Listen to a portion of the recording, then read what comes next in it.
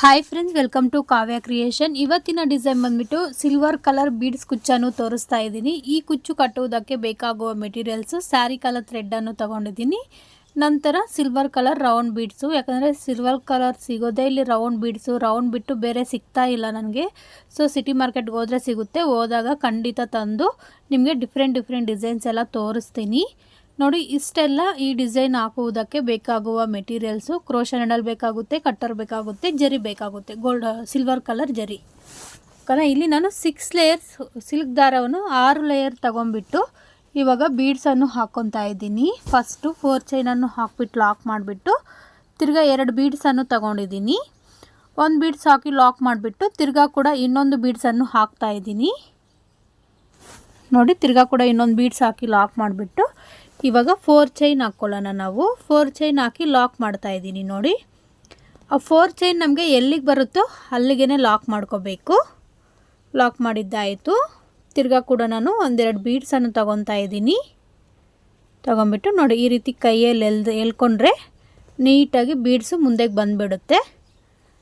Beads ಹಾಕ್ಬಿಟ್ಟು ಒಂದು ಲಾಕು, ತಿರ್ಗಾ ಕೈಯಲ್ಲಿ ಬೀಡ್ಸ್ನ ಎಳ್ಕೊಂಬಿಟ್ಟು ತಿರ್ಗಾ ಲಾಕ್ ಮಾಡಬೇಕು. ಬೀಡ್ಸು ಯಾಕಂದರೆ ಆ ಕಡೆ ಈ ಕಡೆ ಜರಗ್ದಿರ ನೀಟಾಗಿ ಸ್ಟಿಪ್ಪಾಗಿ ಕುತ್ಕೊಳ್ಳುತ್ತೆ.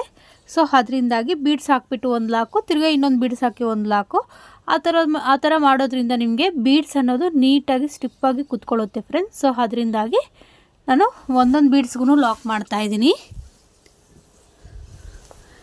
ನೋಡಿ, ಈ ರೀತಿಯಾಗಿ ಹಾಕ್ಕೋಬೇಕಾಗುತ್ತದೆ. ನನ್ನ ಹತ್ರ ಈ ಡಿಸೈನು ಮತ್ತು ಇನ್ನೊಂದು ರಿಂಗ್ ಡಿಸೈನು ತುಂಬ ಜನ ಕೇಳ್ತಾರೆ ಫ್ರೆಂಡ್ಸ್. ಯಾವಾಗಲೂ ನಾನು ವಾರಕ್ಕೆ ಏನು ಇಲ್ಲ ಅಂದ್ರೂ ಈ ಡಿಸೈನ ಒಂದು 3-4 ಸ್ಯಾರಿಗೆ ಹಾಕ್ತೀನಿ.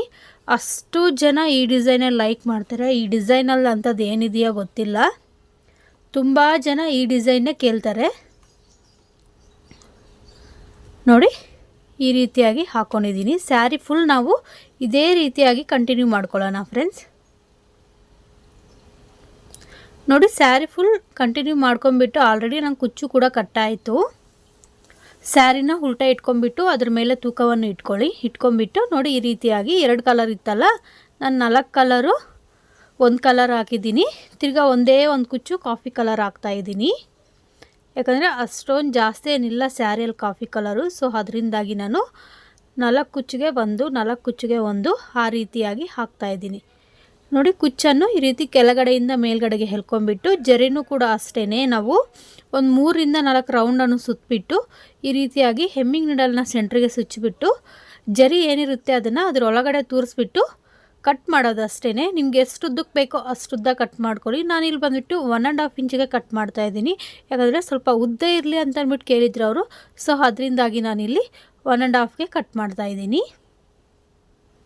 ತಿರ್ಗಾ ಕೂಡ ನೋಡಿ, ಇದು ಚೈನ್ ಸ್ಟಿಚ್ ಏನಿರುತ್ತೆ ಆ ಚೈನ್ ಸ್ಟಿಚ್ಚಿಂಗ್ ಇರುತ್ತಲ್ಲ, ನಾವು ಹಾಕಿರೋದು ಚೈನ್ ಕ್ರೋಶಾ, ಅದರ ಒಳಗಡೆಯಿಂದನೇ ನಾವು ದಾರವನ್ನು ತಗೋಬೇಕು. ಆ್ಯಕ್ಚುಲಿ 3 ಹಾಕಿದ್ರೆ ಚೆನ್ನಾಗಿ ಬರುತ್ತೆ, ಇನ್ನು ಪಕ್ಕದಲ್ಲಿ ನೀಟಾಗಿರುತ್ತೆ. ನೆಕ್ಸ್ಟ್ ಟೈಮ್ ತೋರಿಸ್ಬೇಕಾದ್ರೆ 3 ಹಾಕಿ ತೋರಿಸ್ತೀನಿ ಹೆಂಗೆ ಬರುತ್ತೆ ಅಂತ ಅಂದ್ಬಿಟ್ಟು ನೋಡೋಣ. ನಾನು ಯಾವತ್ತೂ ಟ್ರೈ ಮಾಡಿಲ್ಲ 3 ಹಾಕಿ. 3 ಚೈನು 2 ಬೀಡ್ಸ್ ಹಾಕಿದ್ರೆ ಇನ್ನು ಪಕ್ಕದಲ್ಲಿ ನೀಟಾಗಿ ಬರುತ್ತೆ ಅಂದ್ಕೊಂಡಿದ್ದೀನಿ.